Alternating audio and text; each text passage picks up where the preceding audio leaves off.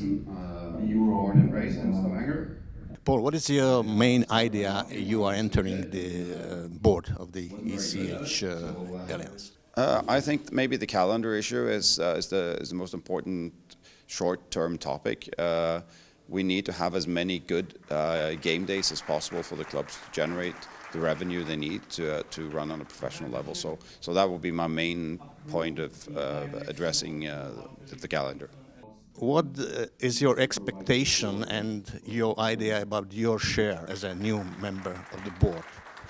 I see the reserves in, let's say, marketing activities and marketing support of the financial support of our leagues in Eastern Central European. And it's still growing, but there is the space, and we have to use it. We have to use it. That is the main target for Eastern European countries to grow financially, and then, of course, from the point of the sport results, it comes together. How do you feel the importance of membership of the club, perhaps also for the clubs on your level? I think it's very important. I mean, we have all good leagues, absolutely no question, but we can't forget it's the clubs that do, all the work, all with the minor programs, and I think it's important in all issues involving international play or anything like that.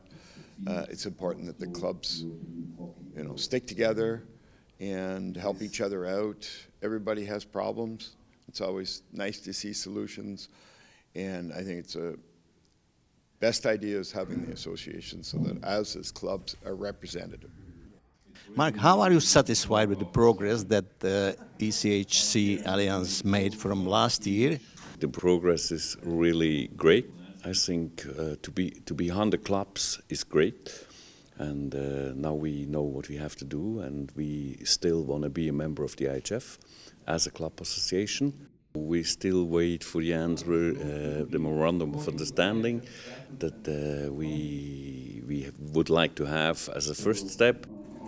After elections 2021, we established as IHF Council the so-called Presidential Task Force Group with the topic clubs, leagues, and again those relationships, but it was more in the structure, more formalized.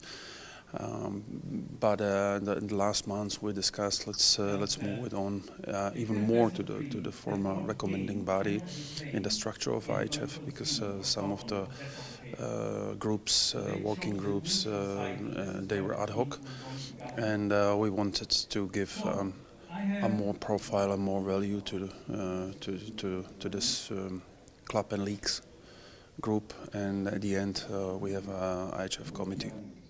It is a recommendation body, it's not a decision body, but anyway, it's a first step. The clubs are in, the leagues are in, and we hope that we can have some more influence now to the IHF on a regular way. But still, as I said before, we want to be a member, and for that we work. The statutes and bylaws allow changements for fall 24. And I hope we can arrange and we can work on that together with the IHF.